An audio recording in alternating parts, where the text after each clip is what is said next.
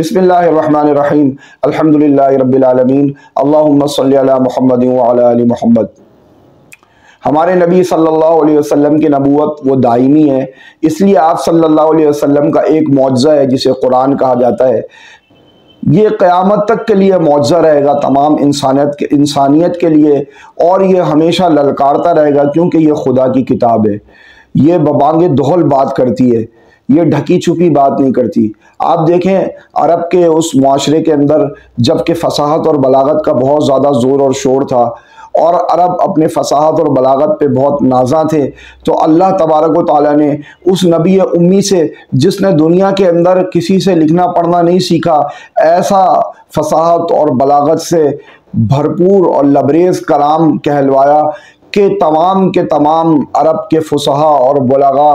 ان کی عقلیں عاجز ہو گئیں اور وہ دنگ ہو گئے۔ اور قرآن کریم نے اس کو ایک چیلنج کے طور پہ ابھارا اور کہا قُلْ فَأْتُوا بِعَشْرِ سُوَرٍ مِثْلِهِ کہ تم ایسی 10 صورتیں بنا کے لے آؤ۔ پھر قرآن کریم نے مزید اس چیلنج کو اور زیادہ بمانگ دہل انداز کے ساتھ بیان فرمایا، اور اللہ تبارک و تعالیٰ نے ارشاد فرمایا کہ اگر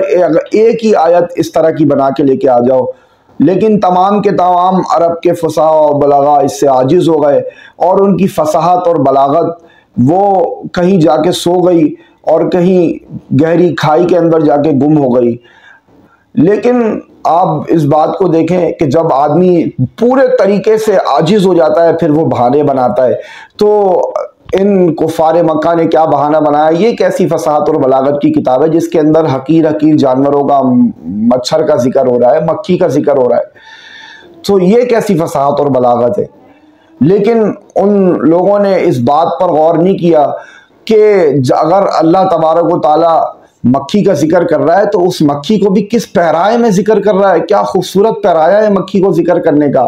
اور اس کے اندر خود باری تعالیٰ نے ان کو پھر ایک اور چیلنج دے دیا، یا ایھا الناس ضرب مثل فاستمعوا له ان الذين تدعون من دون الله لن يخلقوا ذبابا ولو اجتمعوا له وان يسلبهم الذباب شيئا لا يستنقذوه منه ضعف الطالب والمطلوب۔ کہ اللہ تبارک و تعالیٰ نے کیسے زوراور انداز کے اندر اپنی بات کو پیش کیا۔ اے لوگو، تمہارے لیے ایک مثال بیان کی جاتی ہے، کان کھول کے غور سے اس کو سنو، کہ جن کو تم اللہ کے علاوہ جن کو تم بتوں کو اور اپنے معبودان باطلہ کو پکارتے ہو،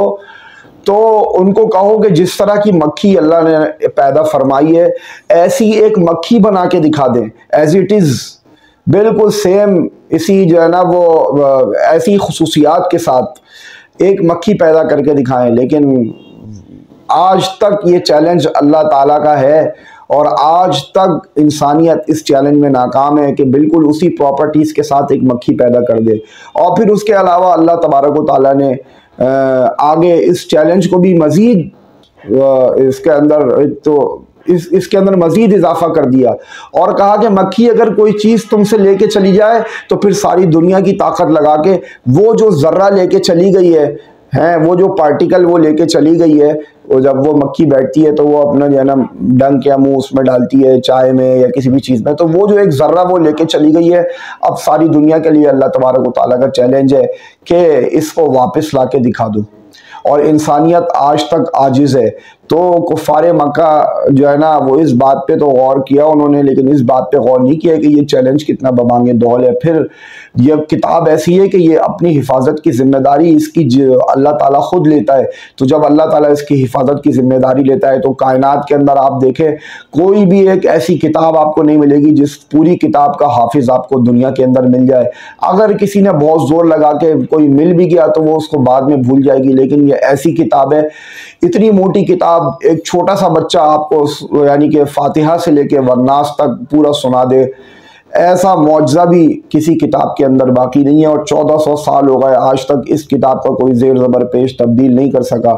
یہ بھی اس کا ایک کھلا معجزہ ہے۔ اور پھر اس کے علاوہ قرآن کریم دعویٰ کرتا ہے کہ اس کے اندر مومنین کے لیے شفا اور رحمت ہے۔ تو جب قرآن یہ دعویٰ کرتا ہے تو آج اسی دنیا کے اندر آپ کو ایسے لوگ مل جائیں گے کہ جب ڈاکٹروں نے جواب دے دیا، لوگوں نے، کسی نے یاسین پڑھی، کسی نے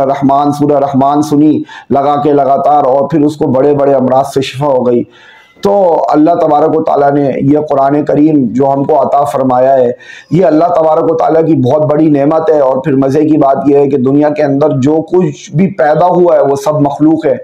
صحیح ہے۔ نبی اکرم صلی اللہ علیہ وسلم، صحابہ اکرام، یہ سب جو کچھ بھی پیدا ہوئے ہیں یہ سب مخلوق ہے، لیکن یہ واحد وہ کتاب ہے کہ جس کو مخلوق کہنا بھی جرم ہے۔ یہ مخلوق نہیں ہے، یہ خالق سے نکلا ہوا ہے، اس کا ذاتی کلام ہے۔ جب اللہ نے ہم کو ایسا نبی عطا فرمایا اور ایسی کتاب عطا فرمائی تو اللہ تبارک و تعالی ہمیں اس کی قدردانی کرنے کی بھی توفیق نصیب فرمائے۔ وآخر دعوانا الحمدللہ رب العالمین۔